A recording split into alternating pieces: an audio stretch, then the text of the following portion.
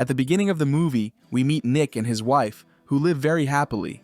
They even play serious confessions, waiting to see who laughs first. At work, everything is also great for Nick, since he has a good position and enjoys the favor of his boss.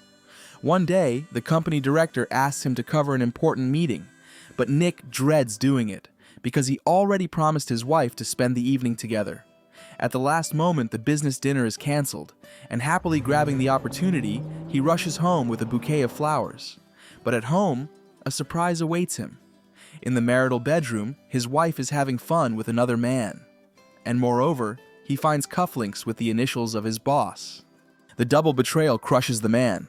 In complete shock, Nick gets in the car and drives off aimlessly. He drives recklessly, several times nearly causing accidents. Finally, he ends up in a rundown neighborhood. At the next red light, he closes his eyes to rest. And a gun is shoved in his face, demanding his wallet and car keys. But the robber seriously miscalculated, because suddenly the man hits the gas, speeding at full throttle, spreading chaos and destruction around. At the same time, for some reason, he throws his wallet out the window and finally sprays pepper spray in the robber's eyes. The black man is forced to assume the worst, that this crazy white guy must be a maniac chopping people up in the desert, because that's exactly where they're heading. But Nick, letting off steam, simply stops near a roadside diner. Ordering simple food, the men quarrel, sorting out their relationship. Terrence, the failed robber, admits that his gun wasn't loaded, while Nick realizes his wallet is gone. Leaving the diner, they get into a fight because the robber wants Nick to drive him back, and Nick demands payment for the gas. Finding out there's another credit card in the car, Terrence takes it after winning the fight, but it soon turns out it's expired. And again they sit in the same diner, but this time discussing Nick's family troubles. The robber gives him valuable advice, which however doesn't impress Nick. For offensive remarks about his wife, Nick punches the advisor in the ear, and another fight breaks out in the cafe. In the end, the unwilling companions drive back. At the nearest gas station, Terrence robs the cashier, and they are chased by a giant armed guy in a truck. Soon the local sheriff joins in too. Unexpectedly for himself, Nick maneuvers skillfully, leaving the pursuit behind, and the truck and the police car crash head-on. Terrence celebrates their lucky break, but Nick has had enough, and he decides to get rid of his companion. Pulling over, they start another quarrel.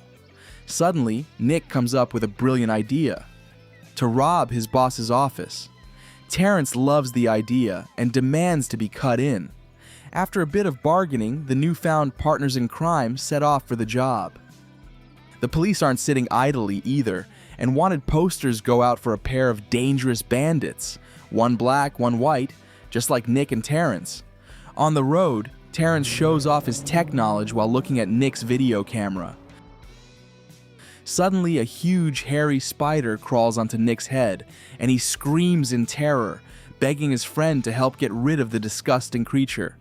But the new buddy just laughs and films Nick's crazy dance on camera as he stomps around with his shoes accidentally set on fire by spilled gasoline. At the next gas station, seeing a pistol tucked under a customer's shirt, the cashier grabs a rifle and calls the police.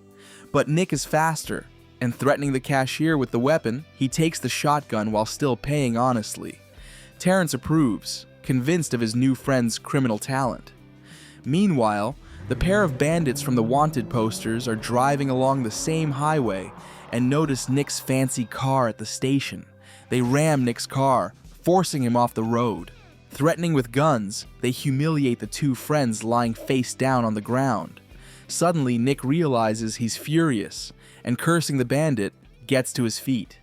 Taking advantage of the shock, Terrence seizes the initiative but accidentally wounds Nick. Now the advantage is back with the friends. They puncture the bandits' tires, grab their weapons, and drive off. On the way, it turns out that Nick's horrible wound is just a scratch. Back in town, Terrence takes his friend to his house. There they encounter his annoyed wife, who doesn't know about her husband's criminal adventures, and on top of that, his fierce mother. Not embarrassed by the guest, she slaps her son again and again, throwing threats and curses. Terrence has 2 little kids and a very cozy home. Despite being unemployed, he and his wife look happy. Nick feels sorry both for his new friend and for himself because he has lost his own happiness. Getting ready for the big job, the friends rob small shops wearing balaclavas. It looks comical, since even the old shopkeeper in a little convenience store isn't impressed by Nick's abilities. Finally, having prepared everything, the partners sneak into the office where Nick works, distracting the guard with a broken window. To avoid drawing attention in the elevators, they climb to the 15th floor on foot, out of breath at the top. Suddenly, the whole plan falls apart when Nick discovers his boss has changed the code. And that was the entire basis of his plan. Terrence saves the situation by launching the access system test. Now they have 5 minutes. Taking the cash from the safe, they are ready to leave. But then Nick just has to mock his boss, making all kinds of obscene gestures to the surveillance camera. On top of that, he smashes his boss's favorite statuette, symbolizing the god of love affairs with an enormous male attribute. Pulling off his balaclava, Nick showers the boss with curses, staring straight into the lens. His partner is very unhappy about this, since he'll drag him under the bus too. One way or another, it's time to get out of the office. But they can't do it, because the duty guard is throwing a disco party under the rays of the surveillance system. The poor thieves are already dozing under the tables, and he still won't stop. Finally, he tires out, and the way is clear for the friends. Successfully finishing the robbery, they arrive at the hotel room. Terrence is delighted. He bathes in the money and makes plans for a luxurious life. But Nick is not in the mood to celebrate. Going down to the hotel bar, he meets an old acquaintance, Daniela, who shamelessly flirts with him. But once in her room, Nick realizes he cannot cheat on his wife. In his absence, uninvited guests come to Terrence. Once again, the pair of wanted bandits. Threatening with a revolver, they stuff the money into bags. Nick, suddenly making up his mind, calls his wife. She is alarmed, but happy to hear him. Nick says he saw her and Philip together on Friday evening. His wife quickly and nervously tries to explain that it wasn't her at all, but her sister. She flew into the city earlier than Anne expected, together with her boyfriend. Listening to the explanation, Nick remembers the cufflinks. How will she explain the presence of his boss's cufflinks in their home? But Anne has something to say, even to that. The boss's cufflinks had been lying around since the New Year's party. She purposely left them in plain sight, hoping her husband would eventually take them to the office and give them back to his boss. Nick is overjoyed to hear such simple and logical answers from his wife. And indeed, he only saw the woman in the bedroom from behind, and Anne's sister looks a lot like her. The same hair, the same figure, and the man he didn't see clearly at all. So, she didn't cheat on him? She still loves him? And in Nick's heart, hope is reborn. His wife assures him that's exactly how it is, and that he just overreacted. It feels like a stone falls off the chest of the unhappy husband. He tries to tell his wife what he had to go through after he left home. And, suddenly the terrible realization of what he had done completely overwhelms him. What had he done?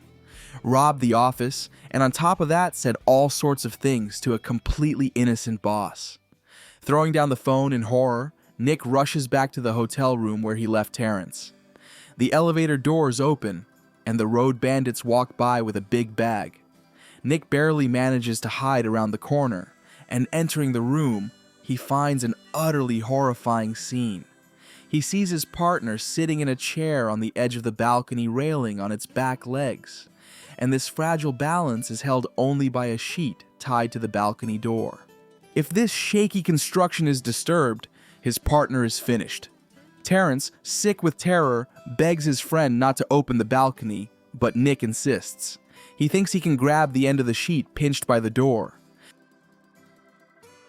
At the count of 1, 2, 3, he does everything very quickly, and indeed manages to grab the sheet, but it rips, and the poor guy falls down together with the chair.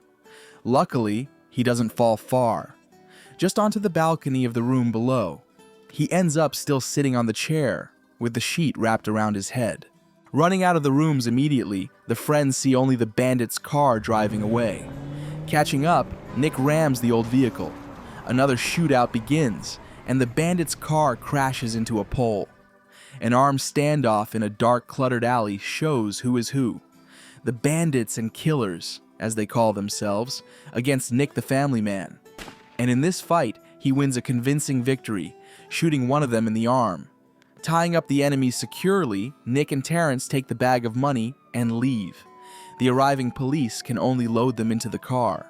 Finding out that Nick is going to return the money, Terrence is outraged. Another clash between the friends. He doesn't want to part with the loot for anything. But he still gives in to Nick's request. Only here's the snag. Nick will get his life back. But Terrence? What will he get? Both return to their homes.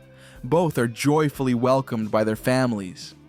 And in the morning, the whole office is abuzz with shocking news. The nighttime vandals smash the boss's favorite statuette. Learning that the boss himself is watching the security camera recordings with the guards, Nick immediately rushes there and tries to distract him from the process.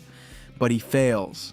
At the decisive moment, the recording suddenly switches to the very video that Terrence filmed when the spider attacked Nick.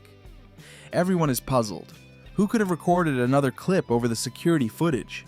It turns out there was some electrician in the building that morning. Nick quickly says that he called him. Something was malfunctioning on the 16th floor. And while his boss weeps over the lost artifact, he goes to the city park, where Terrence is having a barbecue with his family. Nick thanks his friend for the help and offers him a job installing the new security system in their office. Everything ends well, except for Terrence getting new slaps from his mom, furious that he ate the whole jar of her signature mustard. This is the end of the film. Thank you all for watching this video to the end. Give this video a like. Write in the comments what you think about this film, and see you in new videos.